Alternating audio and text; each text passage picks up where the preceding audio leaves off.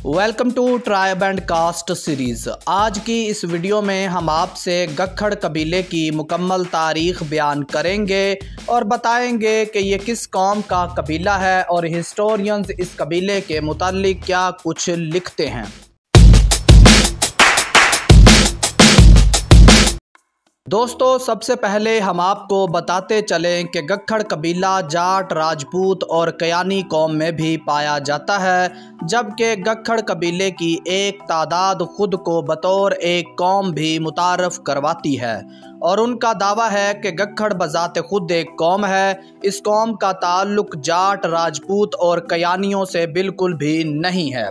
अब हम देखते हैं कि मुख्तलिफ हिस्टोरियंस ने इस कबीले के मुताल्लिक क्या कुछ लिखा है।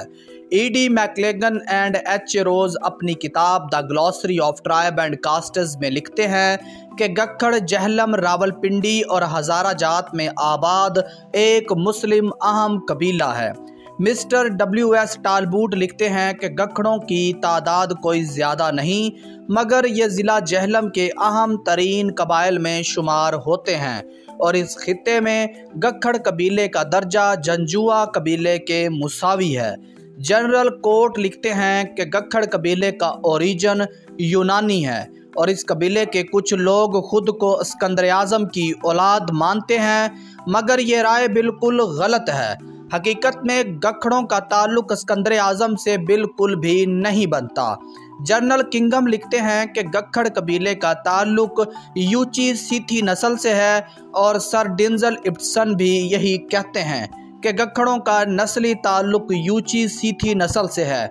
यहाँ हम आपको बताते चलें कि हिस्टोरियंस और DNA रिपोर्ट से ये बात साबित है कि जाट या जट कौम का चीनी ज़ुबान में नाम यूची है और इस तरह ये बात साबित होती है कि गक्खड़ जट कौम का एक ट्राइब, कबीला या फिर गोत है। दोस्तों, गक्खड़ कबीले के लोगों की अपनी बयान करदा कहानी के मुताबिक असफ़हान के कयानी ख़ानदान के बादशाह की गुहार की औलाद हैं और उन्होंने कश्मीर और तिब्बत के इलाके फ़तह करके वहाँ कई अरसा राज किया और आखिरकार यहाँ से इन्हें निकाल दिया गया और ये लोग अफ़गानिस्तान, काबुल चले गए और सुल्तान महमूद गज़नवी के साथ ये लोग पंजाब में दाखिल हुए।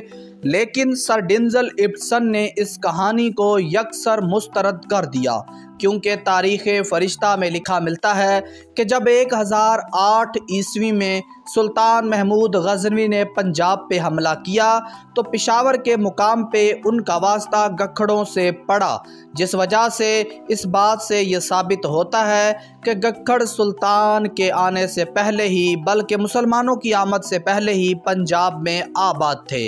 इस रेफरेंस से गक्खड़ों का कयानी माखज़ का दावा भी रद्द हो जाता है। तारीख़ फ़रिश्ता में लिखा मिलता है कि गक्खड़ कबीले के लोग वहशी और इस्लाम दुश्मन थे, मुसलमानों पे बेहद जुल्म किए, जिसका बदला गक्खड़ों से शहाबुद्दीन मोहम्मद गौरी ने लिया और एक जंग में बड़ी तादाद में गक्खड़ों के लोगों को मार दिया। मिस्टर थॉमसन लिखते हैं कि गक्खड़ कबीले के लोग ज़्यादा दराज कद नहीं, बल्कि गठीले कद के मालिक और ताकतवर होते हैं और ये लोग बहुत अच्छे सिपाही भी होते हैं। विश्वामित्र मोहन के मुताबिक गक्खड़ जाट एक सख्त सीथियाई कबीला है जो सूबा सरहद में दर्रा खैबर तक और मशरकी और मगरबी पंजाब में फैला हुआ है। गक्खड़ एक जाट कबीला है जो बुनियादी तौर पर पाकिस्तान के सूबा पंजाब के शुमाली हिस्से में पुठहार सतह मुर्तफ़ा पर पाया जाता है। 1990 की दहाई में गक्खड़ जिन्होंने इस्लाम का दावा किया हज़ारा जात और रावलपिंडी में सबसे ज़्यादा आबाद हैं और यहाँ हिंदू गक्खड़ भी रिकॉर्ड किए गए हैं। किताब तारीख़ आलम में हमें लिखा मिलता है कि गक्खड़ सीथियाई कोशान हमलावरों की औलाद में से हैं जो कि तकरीबन 5000 BC में हिंदुस्तान में दाखिल हुए थे। जैसा कि हम पहले बता चुके हैं कि जट नस्ल का ताल्लुक़ सीथियों से है, तो इस तरह इस किताब से भी ये बात साबित होती है कि गक्खड़ एक जाट कबीला है। गक्खड़ कबीला पहाड़ी कबाइल में से एक ताकतवर तरीन और बड़ा कबीला है जो कदीम वक्तों से खित्ता पुठहार में आबाद है।